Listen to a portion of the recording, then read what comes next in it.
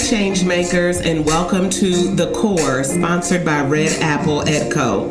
This is your Everything Education podcast. We talk about current events, books to read. We interview education leaders, hear their stories, learn from their biggest lessons, and they share what they wish you knew about what it means to be in education today.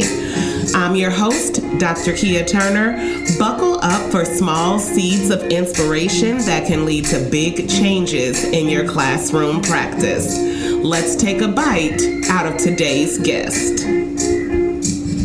Hi, everybody. I am here at EdCamp North Louisiana with Miss Nikki, and we are going to just have a quick conversation about things Miss Nikki thinks you need to know, what drives her as an educator, and how, if you're interested in something she's talking about, you can definitely connect with her. So thank you for sitting down, Miss Nikki. I appreciate Thank you for that. the opportunity. I'm glad. We only have 10 minutes on my free Screencastify. Okay. So let's go ahead and get started. So first, why do you teach? I teach because I realize that I can make a difference. I feel like it's part of my ministry, and I have a strong belief. And it's part of my ministry to minister to children. Amen. I've always worked with children, church, community. I've always had children at my house in my presence. So teaching just came naturally to me. And I really like to see the difference in when a child enters my classroom versus when the child leaves. And that's part of the mission of when we enter our classroom. I tell my parents, I guarantee you that your child will be a different child when they leave than when they enter the classroom. That's powerful. That's amazing. Let's move to second. What's one thing you're doing in your classroom right now that excites you? Miss Nikki works with the littles. Okay, so when you're thinking of ECE, pre-K up through second grade in Missouri, third grade here in Louisiana, that's the age range that she's dealing with. Go ahead. So what's exciting you right now? I'm transitioning to student-led teacher. Oh. I come from teacher, we just instruct. The children learn. Yes. They learn what we teach them. They remember what we teach them. And then they regurgitate it on the test or an assessment. Right. Well, now I'm incorporating teaching the children how to think for themselves. Oh, you better, honey. Yes. Because I want them to know not only A, B, C, D, E, F, G, and what letter comes next. I also want them to know what is an alphabet, what significance is an alphabet, and that each letter is significant and why. And I think that once we establish that foundation, then they can go ahead and teach another child, and we can go ahead and start the process. So you want to basically wake up a desire for learning from a very young age. Yes. And help them to understand the why of what they're doing. Yes, exactly. Again, with the littles, okay? So think about that. Imagine a 4-year-old, a 3-year-old really grasping the concepts that they're being introduced to and understanding their application from that age. That is very remarkable. Number 3, what's one resource you think every educator should know about? Family. Well, say it again. If we've met, I say the power of the parent is your strongest lever. Oh, wow. See, I never knew that you said that. But yes, family is a resource that's often overlooked. As teachers and educators, we understand that we have the children most of their day, but we also have to realize that parents and the family unit can help or hinder the child. Well, therefore, if we can't reach out to the family as a whole, then we can't reach that child. How do you recommend, right? Because I'm thinking about the teachers that may be following or even administrators. And they're like, I have tried to invite family into my building, into my classroom. I get no response. I call and all the numbers are disconnected. Right. What do you say in that instance? What's one strategy? Well, in our center, we have drop off and pick up. We don't really have the transportation right now. No busing. Right. Okay. So in the morning times and in the evening, that's when I make a lot of my connections. I love that. But I also send home paperwork.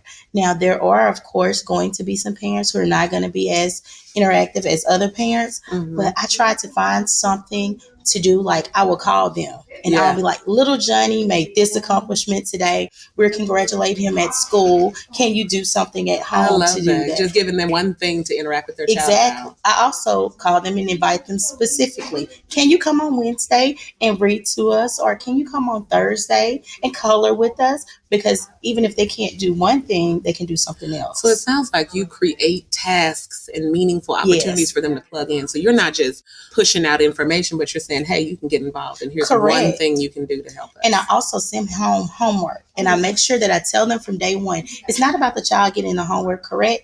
It's about the interaction between the child and the parent. You're showing them that learning is important to you by taking the time to do something with them as far as homework. Okay. Sorry, guys. We're almost there. Look, 5 minutes on the screencast. Let's go. We only have 2 more questions. We have 2 more. So number 4, what was your last aha moment as a professional? Like, wow.